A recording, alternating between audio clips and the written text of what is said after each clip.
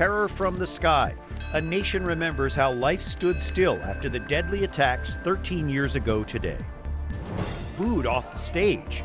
Christians shout down Senator Ted Cruz, and our Jason Calvi caught the clash on video. Papal message. Pope Francis to address the European Parliament later this year. And the Broken Spoke, a Texas honky-tonk that's attracted some big names, celebrates 50 years. Those stories and more on EWTN News Nightly for Thursday, September 11th, 2014.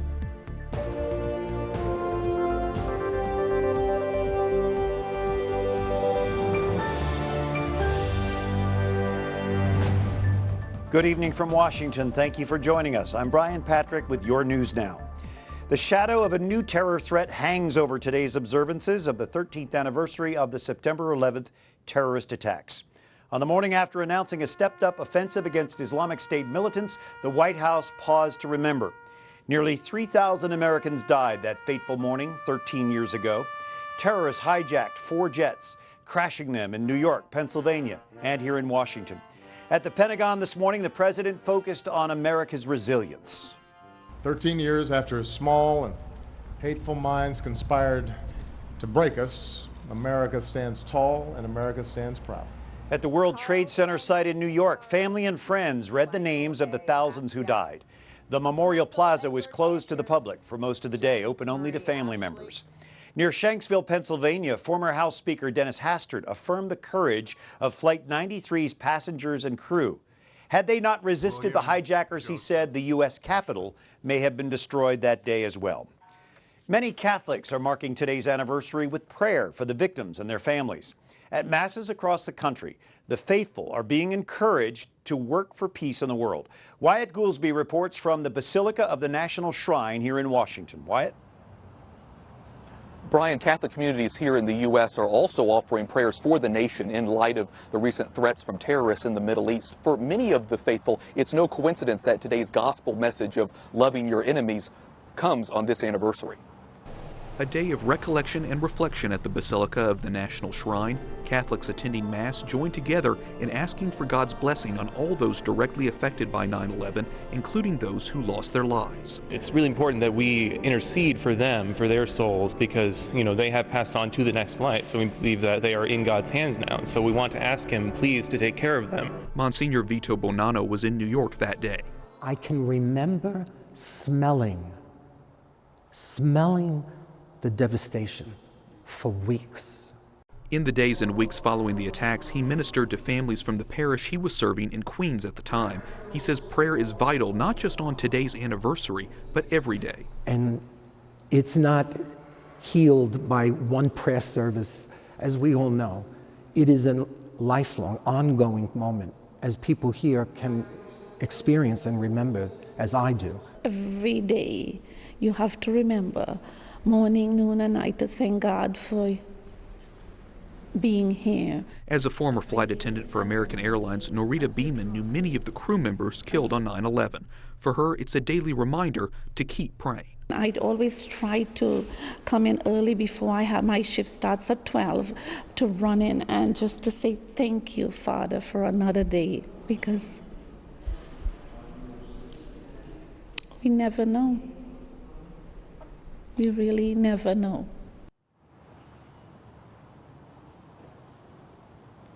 It has been a tough day for a lot of people. Out of respect for the victims in New York, Washington, and Pennsylvania, every year the Basilica hangs a 30 by 50-foot flag there from the Knights Tower. One other thing to note here tonight, Monsignor Vito here at the Basilica also tells me that even today, with people that he knows from New York, he regularly talks with some family and friends of victims who are still dealing with grief even today. Brian. Wyatt Goolsby, thank you. There appears to be bipartisan support for President Obama's call for new authority to destroy the Islamic State terror group. The president is authorizing airstrikes over Iraq and now Syria, and sending nearly 500 more troops to Iraq to help Iraqi security forces. In a primetime address, he spelled out the U.S. mission against the Islamic State. Our objective is clear. We will degrade and ultimately destroy ISIL through a comprehensive and sustained counterterrorism strategy. The president asked lawmakers to approve training and arming moderate rebels battling ISIS and the Assad government. He says Iraqi and other friendly forces will combat the threat at the ground level, not U.S. troops. As I've said before, these American forces will not have a combat mission. We will not get dragged into another ground war in Iraq. Today, lawmakers on both sides of the political aisle are generally receptive to the president's goals. What the president has asked for, as the commander-in-chief, is this authority to train these Syrian rebels. And frankly, we ought to give the president what he's asking for. But Obama's critics say his strategy isn't enough. I will be glad to support the president if I am convinced that this is robust enough and strong enough and serious enough that to really bring about a favorable result. I'm not convinced of that yet. Fleitz is a former CIA analyst and senior fellow with the Center for Security Policy, and David Drucker, senior congressional correspondent for the Washington Examiner. So what kind of support do you gentlemen think that the president should seek here? Well, I think that what you're going to see the president ask for is authority to train and arm the Syrian rebels. That's what he wants Congress to provide him. He does not want to ask them for authority to use military force broadly. And I think we'll find out next week whether the president gets what he asks for or whether this thing goes a different direction after members have more time to reconsider his request. Fred, is this different from the last round of Iraq and Syria? Are we at war now? Brian, I think we are at war, and it's ironic that on the anniversary of 9/11, a president who said he was going to get us out of wars is getting us into another one. Now, I actually agree with the president that we have to attack ISIS. It is such a serious threat. The murders, the rapes, the expansion that it is doing, it is destabilizing the region. But the president has had to change his policies in reaction to a very significant change in global events. And I think we are at war. So he said no boots on the ground. Can he stick to that? Should he stick to it? Well, I think in the short term, he's going to stick to it because the American public isn't hungry to put more Army and traditional boots on the ground. And you're not going to find a lot of support for that in Congress, not on either side of the aisle. But as Fred and I have talked about, there are boots on the ground that are Americans, and there are going to be more. They're just not going to have the traditional Army flag on them. What does this mean for the Assad regime, Fred? That's really a key question, Brian. And the president was trying to say yesterday that we are going to bolster the Syrian rebels and they're going to help us attack the Assad regime. That's not what's going on. The president had to choose between two evils, and he chose the lesser of two evils. One evil was letting ISIS thrive and grow. The other was destroying ISIS, knowing that he will have to bolster the Assad regime. There's no middle ground here. The Syrian rebels are not really a factor. They have been infiltrated by radical Islamists, and he had to make a difficult decision. I think it's the right one, but he did not level with the American people that this decision means that we are going to keep Assad in power. And I think that's the concern that members of Congress have, even members who are going to vote for this and have told me they're going to vote for this. When they really look at the strategy to train and arm the Syrian rebels, what they think ultimately will happen is that the Syrian rebels, even if they mean well, won't be up to the task of fighting ISIS. And these are some hardened terrorist forces. And then what happens when they get overrun by ISIS is the equipment we've given them, the arms we've given them, could end up in the hands of ISIS and used against us. And that is the kind of thing that is driving the no votes that are there. Ultimately, I think that the president will get the authority because you'll end up with Republicans and Democrats coming together to provide enough votes to get this through. But there's a real concern among the people who know the intelligence that if that is the strategy as presented, it won't work. Fred, very quickly, will our allies come through on this? What can we expect from them? I think we'll get some support from some allies. I think some regional allies will help us. But we really need help from European allies, and there is hesitancy on behalf of many of them. The president has to get the British, the French, the Germans, especially the British, to help us, because I think we will need more than just advisors on the ground. I think we will need commandos to attack ISIS locations both in Iraq and Syria. That's going to mean help from European allies. Very challenging. And thank you both, Fred Fleitz, David Tucker. Thanks for joining us. Thank you. And now some of the other stories our EWTN News Nightly team has been covering in today's world. A South African judge has ruled out a murder conviction for Oscar Pistorius in the shooting death of his girlfriend. The double amputee Olympian admits firing the shots that killed Riva Steenkamp last year. He claims he mistook her for an intruder and fired in self-defense. The judge is expected to deliver a verdict tomorrow. In a preview today, she said Pistorius was negligent and used excessive force, but cast doubt on witnesses' accounts. This court is in a fortunate position in that it has objective evidence in the form of technology, which is more reliable than human perception and human memory.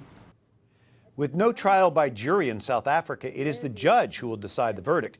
Pistorius could still go to prison for a maximum of 15 years if he is convicted of culpable homicide. Another Ebola outbreak is thought to have killed nearly 36 people in Congo. The World Health Organization says it is not related to the outbreak in West Africa, blamed for more than 2,200 deaths. Congo, the site of the world's first recorded Ebola outbreak, has had several flare-ups of this disease over the years. The UN Health Agency says all the cases in Congo have been linked to one initial case. Isolation units have been set up in each of the 4 affected villages. Well, 24 bishops from Congo met with the Holy Father today. Every 5 years, the church sends its shepherds to visit the successor of St. Peter in Rome. They give an account of the condition of their particular churches and receive the Holy Father's counsel. These visits are designed to keep the members of the church connected with its divinely appointed head. The president of Tunisia met in private audience with Pope Francis at the Vatican today. The Holy See says the two leaders discussed promoting peace, interreligious dialogue, and human rights. The defense of freedom of conscience, religious liberty, and the rejection of all forms of violence also came up in the discussions. Pope Francis and the president paid special attention to the situation in the Mediterranean basin during today's meeting. Pope Francis will make an official visit to the European Parliament in Strasbourg in late November. EU Parliament President Martin Schulz says the Pope will address the European lawmakers in an official session of Parliament. The Vatican confirmed the date, November 25th, for that visit. Italian media reports Francis is also considering a 2-day trip to Turkey to mark an important Orthodox holiday on November 30th. Those plans have not been confirmed by the Vatican. To date, there hasn't been an official invitation from the Turkish government. Coming up, on the hot seat, the NFL commissioner works to restore the league's credibility, especially with women. And after 50 years, a Texas honky-tonk still draws big names and huge crowds.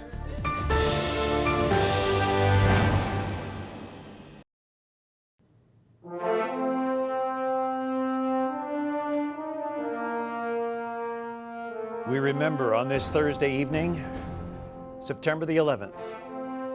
We pray for the families of the victims of that terrible day 13 years ago. Good evening, I'm Brian Patrick, and Senator Ted Cruz is booed at a Middle Eastern Christian summit here in Washington. Our Jason Calvi broke the story late last night. Jason joining us now with more. Brian, you know, for days, 5 Middle Eastern patriarchs, Catholic and Orthodox bishops, put aside their theological differences, uniting to stand for persecuted Christians in the Middle East. But what happened last night put a temporary rift in the unity. Christians have no greater ally than the Jewish state. Republican Senator Ted Cruz receiving heckles and boos at the In Defense of Christians dinner. Eventually, Cruz decided to leave.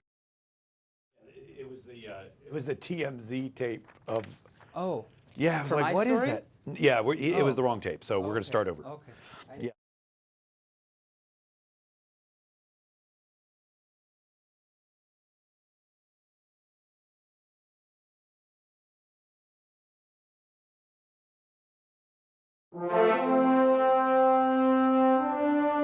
Remembering the families of the victims of 9/11 on this 13th anniversary of the terrorist attacks. Thank you for joining us on EWTN News Nightly.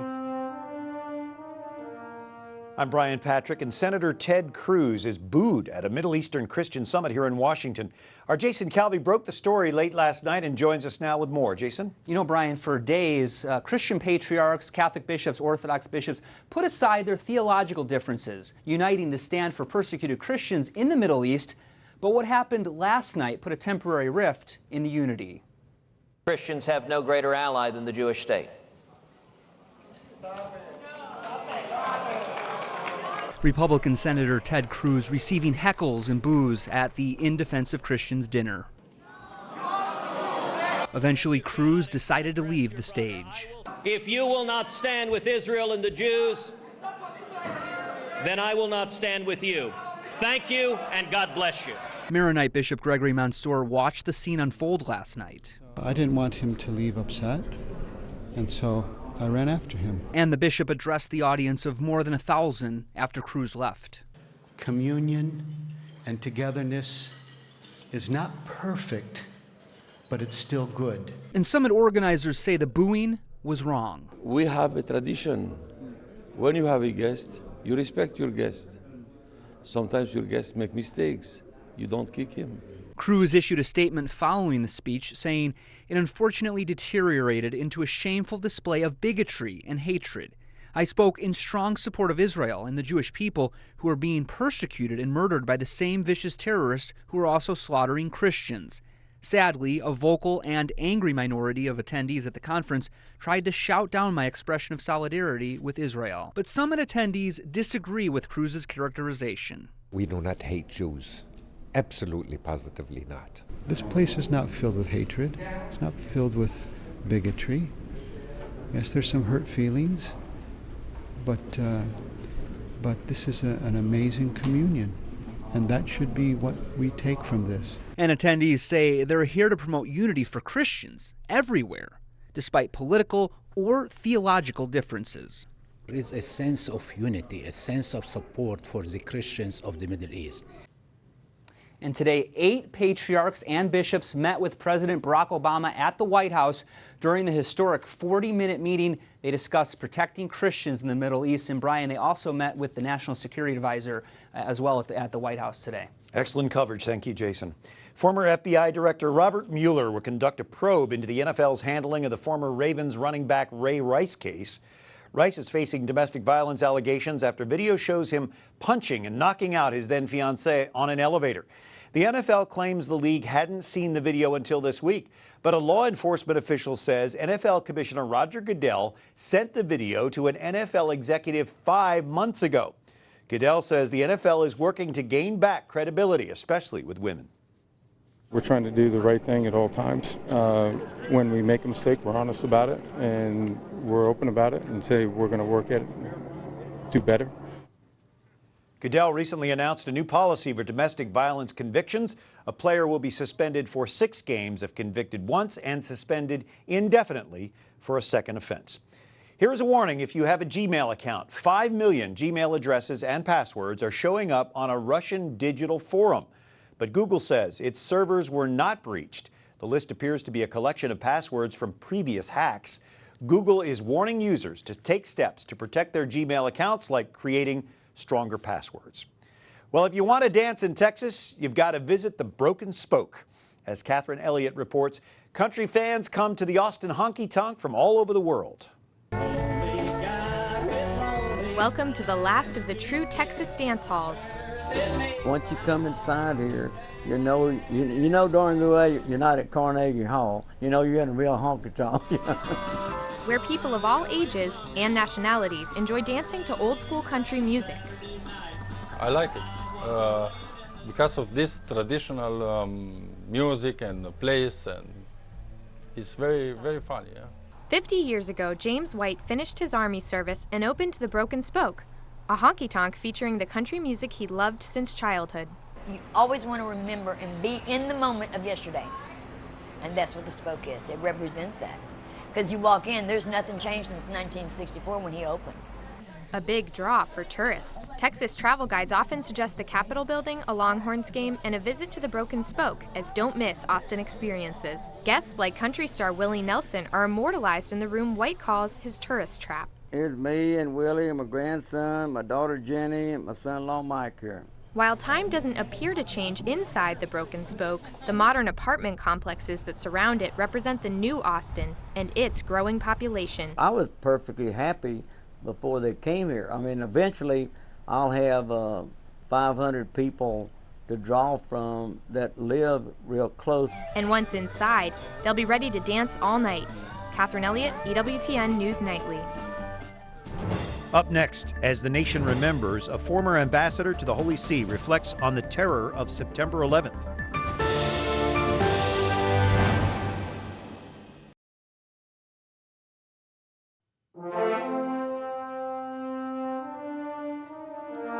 On this Thursday, September the 11th, we pray for peace, honoring those who served to protect us from harm, and remembering those who died 13 years ago today. It's an honor to be joined by Jim Nicholson, the former U.S. ambassador to the Holy See, former U.S. Secretary of Veterans Affairs. We'll reflect on 9/11 with you in just a moment. But first, you're uniquely qualified, both as a Catholic and with your military background. What do you think of President Obama's strategy to go after the Islamic State? Well, I'm pleased that he's at least developed a strategy and seems to be paying more attention to a very serious situation. I don't want to sound too pessimistic, but I think there's still a lot of wishfulness in his plan. I mean, to say that counterinsurgency is going to work there like it has in Yemen and Somalia is a folly. It hasn't worked there at all. And it's very hard to do counterinsurgency. I was in Vietnam as an infantry ranger, and you've got to have some boots on the ground. And if we can't get the local allies, you know, the Syrian moderate rebels and Iraqi army, if they don't coalesce and come together and be those boots, then I don't see it working, because you certainly are not going to be able to win this thing from the air, just you know, dropping things out of planes and drones. And to get all those forces together, it's going to take strong leadership. Do we have that? We don't have it. I mean, Obama is really, I think, too little, too late. I mean, he's not ever wanted to be bothered with this nuisance of national security and foreign affairs. He's kind of wanted that just to sort of go away and concentrate on the domestic issues and domestic politics, which he's pretty good at. He's a pretty darn good domestic politician. But he's the commander-in-chief, and he's responsible, number one, for our security, the security of the people of the United States. And he's taken an oath to do that, and he's never given that the attention and the leadership that it requires in this world that we're in today. As Catholics, can U.S. intervention against a force like the Islamic State, can that be justified? It can. And it should. It can, sure. You know, there are the limitations in the doctrine and the catechism, and has to be proportional, has to have a reasonable chance of being successful, and then it has to be about achieving peace and not conquest. And when the U.S. engages, we're usually always compliant with those requirements, and he is responsible for the common good, for the security of our people, and they have vowed that they're want to ultimately come after the Americans, and so that's the moral case for him taking these steps to try to protect us. But he's pretty late. He allowed a big vacuum to develop there when he came out of Iraq and didn't go into Syria, and so it's a tough situation. I think we all need to get behind him and hope that it's successful. And pray for peace in the pray. process. Yes. Ambassador Nicholson, thank you so much for joining us. We appreciate it. Always a pleasure. Ambassador Jim Nicholson was named to represent the Holy See just after 9/11. In fact, he talked about how the Holy Father, very elderly at that point, was so fragile, and he was very, very upset by what happened on the 11th of September 2001, and asked Nicholson to try to do what he could as a representative of the American government to bring about peace. And I remember what I was doing that morning. I was working in a newsroom that morning, just finished a network cut in, and we were watching live as the second building in New York was hit. And then, of course, the news came in that the Pentagon here in Washington had been struck, and then the plane 93, the United 93, crashing in western Pennsylvania. It was all so surreal, and I think it's very important that we kind of keep in mind all those American lives that have been offered up for peace in these past 13 years. So we would ask all of you to pray for those who protect our country, and especially keep in prayer the victims, their families, and that we would pray for peace. So as we leave you tonight on this September 11th, 2014, we look back at the remembrances today that honored all of those who perished on September 11th, 2001. May they rest in peace.